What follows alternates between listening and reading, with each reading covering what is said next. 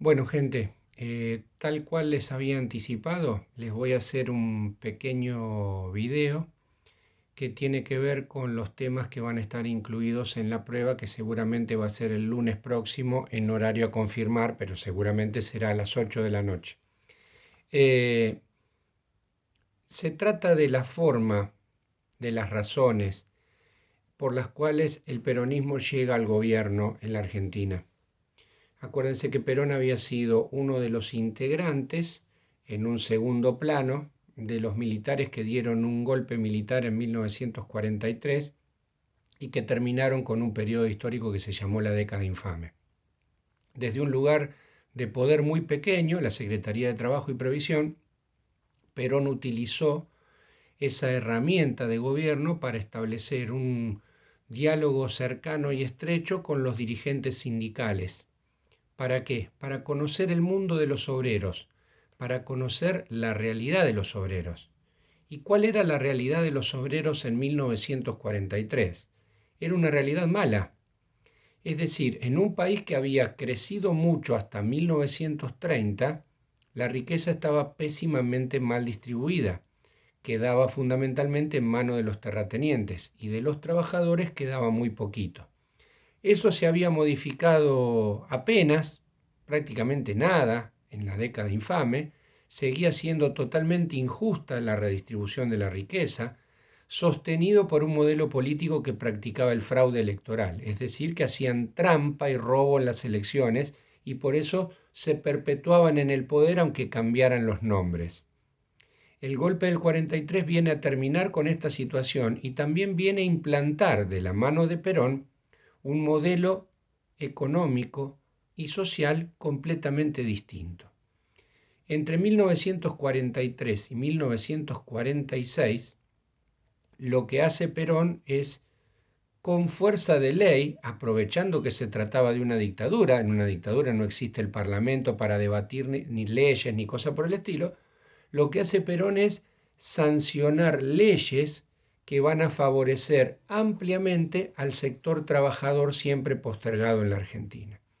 Entonces se estableció el Estatuto del Peón Rural, que obligaba a que los dueños de las estancias pusieran en blanco a sus trabajadores rurales, a sus peones, que ni siquiera les daban un paquete de velas para que pudiesen alumbrar el pedacito de galponcito en el que vivían.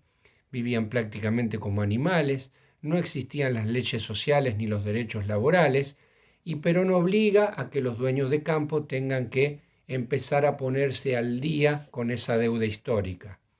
También se sanciona en aquel tiempo la ampliación jubilatoria, eran muy poquitos los obreros que se podían jubilar, se instaura la jornada laboral de 8 horas, las vacaciones pagas, el aguinaldo, etc.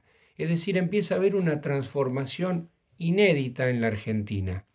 Pero nosotros hablamos en una clase, y yo lo quiero recordar hoy, de las razones por las cuales los obreros se volcaron con Perón y hacia el peronismo y no lo hicieron antes con los partidos políticos que, de manera lógica, podían haber sido los representantes de los trabajadores. Estoy hablando de los socialistas, de los comunistas o de los radicales. Los socialistas pensaban que había que llegar al Parlamento, tenían que lograr bancas en el Parlamento para que después se aprueben las leyes, para que después sean beneficiados los trabajadores. El Partido Comunista miraba lo que pasaba en Rusia, donde había triunfado la Revolución Comunista en 1917, y por lo tanto todas las directivas que venían de Moscú eran las que ellos esperaban para llevar adelante en la Argentina. Y por último, los radicales, que ya habían gobernado el país durante el gobierno de Irigoyen, el gobierno de Alvear y los 2 años de gobierno radical de Irigoyen, no había entre ese partido y los trabajadores un diálogo, no existía una comunicación fluida, hablaban idiomas diferentes aunque los dos hablaran el castellano. Los radicales hablaban de democracia, de república, de transparencia, y los obreros lo miraban asombrados como diciendo, ¿de qué hablan estos hombres? Si yo lo que tengo es hambre, ¿de qué hablan estos hombres? Si mi patrón me explota y si digo algo me echa, ¿En qué idioma hablan estos? Que cuando yo salgo a protestar, viene la policía y me mata a palo a mí y a mis compañeros. Es decir, existe como un divorcio entre los partidos políticos que teóricamente pueden representar a los trabajadores, pero que no lo hacen en la práctica real. Y entonces, ¿por qué se vuelcan al peronismo? Uno tiende a pensar, y claro, yo les conté la anécdota que dice este autor, que cuando uno le preguntaba a un obrero por qué era peronista, se golpeaba el bolsillo. Quería decir, ¿por qué ahora tengo un mango en el bolsillo? Y esa es una razón importantísima y fundamental, pero no es la única razón. Son muchos los autores que dicen que lo que el peronismo hizo con los trabajadores, y por eso los conquistó, es hablar el mismo idioma de los trabajadores. Perón le hablaba a los trabajadores en un idioma que el trabajador le entendía, pero además no le hacía zaraza. Lo que le decía lo cumplía a través de la ley. Y eso se veía luego en la práctica, en la realidad. Entonces ahí hay una diferencia notable con el resto. Se habla un mismo idioma y este me da solución. Son dos razones fundamentales, pero hay una tercera que es tan importante o más importante que la otra, que es que Perón convenció a los trabajadores que también eran seres humanos, que el país iba a avanzar si a ellos les iba bien. Nunca nadie les había hablado de esa manera. Nadie les había dicho, es con ustedes que el país crece, es por ustedes que el país produce y va a ir para adelante. Entonces se sintieron parte, y cuando alguien se siente parte de algo, se siente incluido. Eso es lo que no había ocurrido antes y existe a partir de Perón y del peronismo. Eso explica el 17 de octubre de 1945. Los otros militares, presionados por los grandes empresarios que ya estaban cansados de las leyes de Perón en favor de los trabajadores, presionan a esos militares para que pongan preso a Perón y le quiten todos los cargos. Y los militares obedecieron y metieron preso a Perón el 9 de octubre de 1945. Entonces la CGT, a la que Perón había ayudado a desarrollarse, convoca un paro nacional para el 18 de octubre, pero el pueblo no le hizo caso.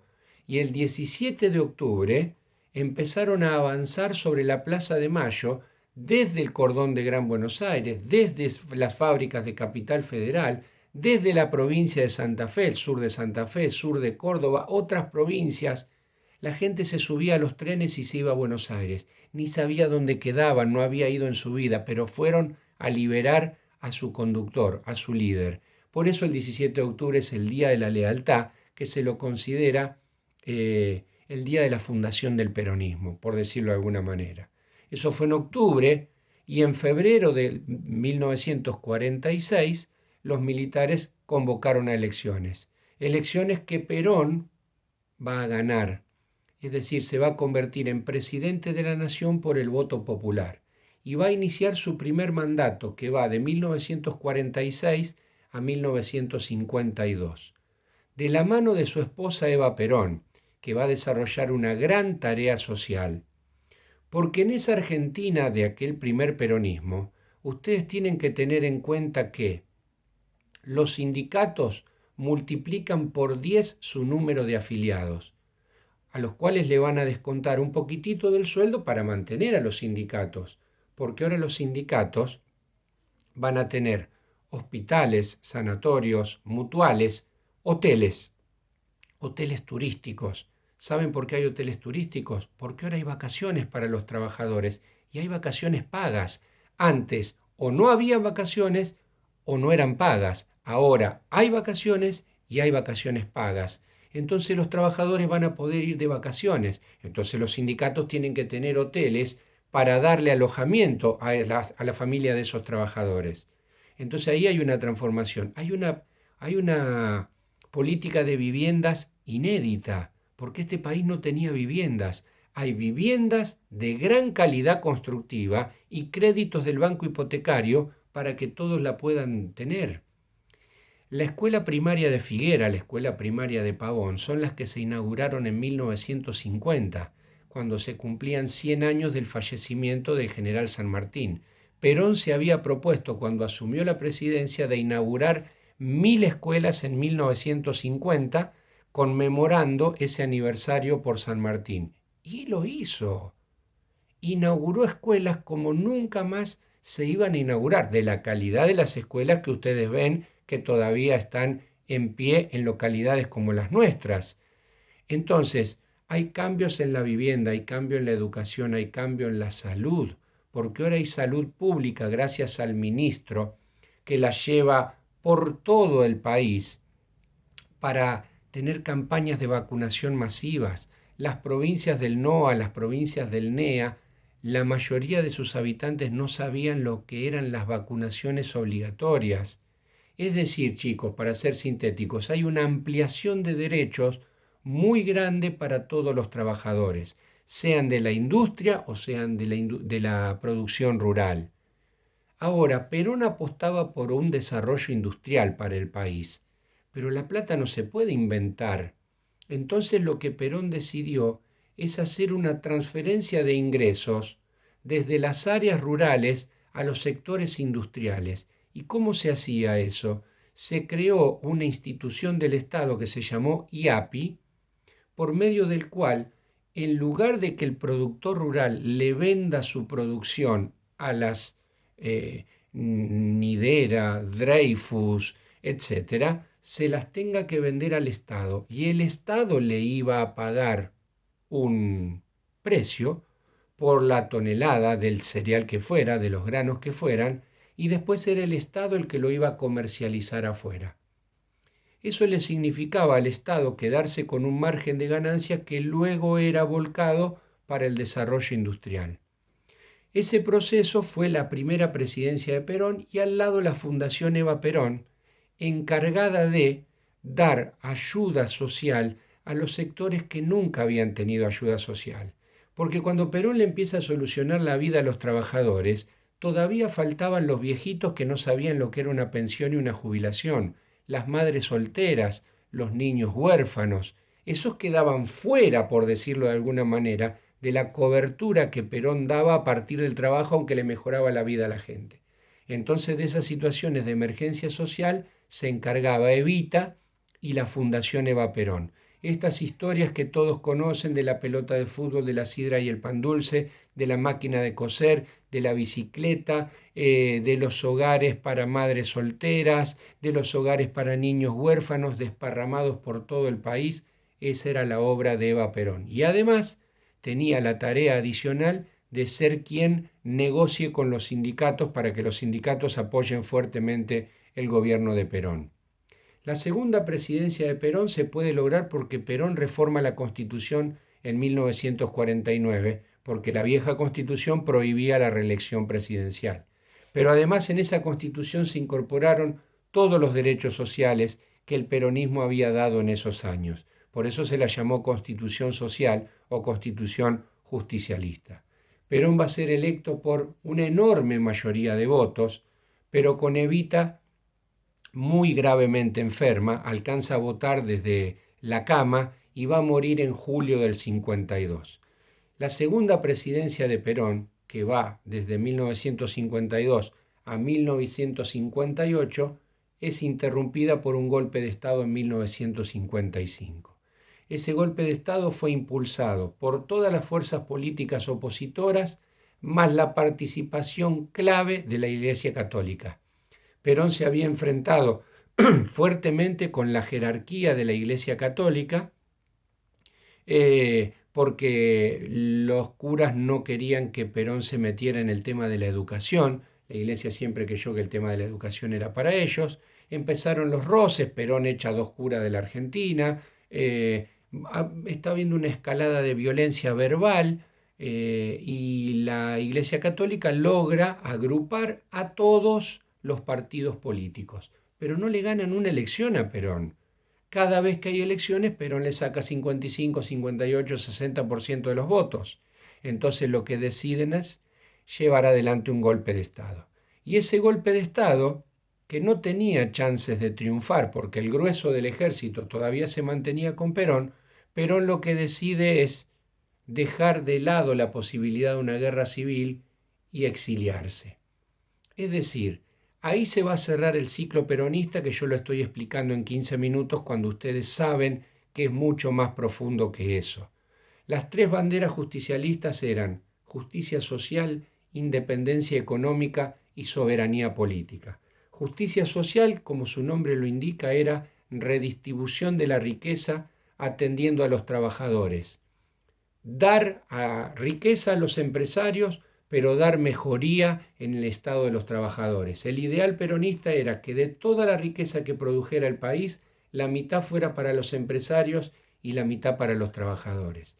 Independencia económica. Independencia económica quería decir no depender económicamente ni de Estados Unidos, ni de Inglaterra, ni del Fondo Monetario, ni nada. Perón en sus 9 años de presidencia no tomó prestado un solo dólar, nunca contrajo deuda externa, porque para él eso era perder independencia económica. Para tener independencia económica, el país se tenía que desarrollar industrialmente.